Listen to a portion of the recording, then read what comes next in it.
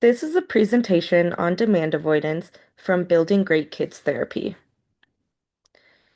Today we will be talking about demand avoidance, types of demands, what demand avoidance looks like, what demand avoidance is not, the impacts of demand avoidance on the brain, and strategies to help support your child.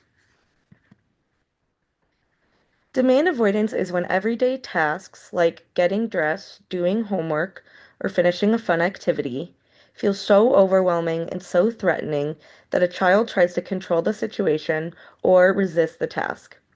The everyday task part is very important because this is a refusal of reasonable expectations. There are different types of demands. The most familiar are direct demands, which are clear instructions such as telling your child to brush their teeth or put on their shoes. There are also indirect demands, which involved expectations rather than direct instructions, like answering a question when asked or knowing they should clean a messy room. A less obvious type of demands are internal demands, which involve responding to their own body's needs, such as feeling hunger or needing to use the bathroom. Any of these types of demands can trigger demand avoidance. Here are some signs that you may be seeing demand avoidance in your child. Your child may try to take control of a situation to make sure that what is happening their way. They might avoid activities altogether, even something they might normally enjoy, once you ask them to do it. Once you ask them to do it, they may suddenly say they don't like it anymore. Your child might use humor or distraction and act silly to get out of tasks or avoid demands. You might also notice very strong emotional reactions to requests, such as screaming, crying, or trying to run away, even when the task is simple and safe. Demand avoidance can be frustrating and confusing as a caretaker. However, this is not something the child is doing purposefully. It is not naughty behavior that you might see from a child trying to get a rise out of you. The child is not trying to make you mad, although it can feel that way.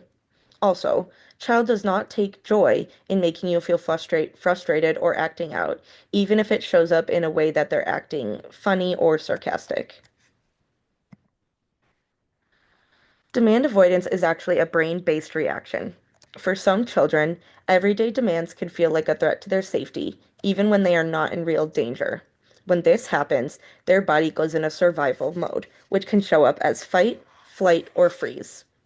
Fighting may look like arguing or yelling, flight like running away or avoiding, and freeze like shutting down or going quiet. In these moments, the child's body is reacting automatically to protect them rather than thinking clearly. A variety of strategies can be used for demand avoidance, including using statements, using choices in games, reframing requests, and providing support and praise. Using statements instead of direct requests can reduce pressure and lower anxiety because statements feel less like commands. For example, instead of saying, "Can you help me carry this upstairs?" you might say, "I wonder if you're strong enough to help me carry this." Instead of saying, "Go put on your coat, we're going outside in the rain," you can make an observation like, "It looks like it's raining. We might need our coats today," and allow your child to come to that conclusion on their own. Similarly, instead of asking, "Are you ready to go to the park?" you could say, "I was thinking it would be fun to go to the park today." This way, you are suggesting an idea rather than placing a demand. Using choices gives a child a sense of control. For example, if a task needs to be done but can be completed in any room of the house, let your child choose where it happens.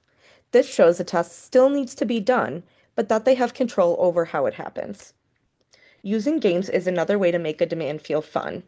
Instead of arguing about getting ready in the morning, you can turn it into a friendly competition or a race.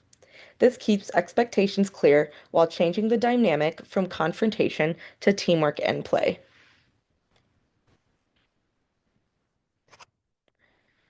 Reframing requests allows you to ask for things in a way that makes your child feel more equal and reduces a sense of a power struggle. You can ask for their opinion, such as whether it's okay to do something or how they feel about an activity. Another strategy is to use a character to depersonalize the request and step out of the authority figure role. For example, you could have a Buzz Lightyear toy ask your child to put on their shoes, saying, Buzz Lightyear says all children need to put their shoes on before they can go to the moon. Providing support and praise can help reduce your child's anxiety and boost their confidence. Instead of simply telling them to clean their room, suggest doing it together. This shows your child that you are there to help them. You can also separate the task from the child by offering praise focused on efforts or outcomes, such as, I can't wait to tell your therapist how well you did, or it looks like the spelling test went really well. For children with demand avoidance, this approach helps them feel safe without creating pressure or expectations of how they should behave. To conclude, demand avoidance is not a choice, it's a body and brain reaction. It looks like a child who desperately needs to feel in control. Finding ways to rephrase demands can trick the brain and body into feeling and acting differently. Thank you.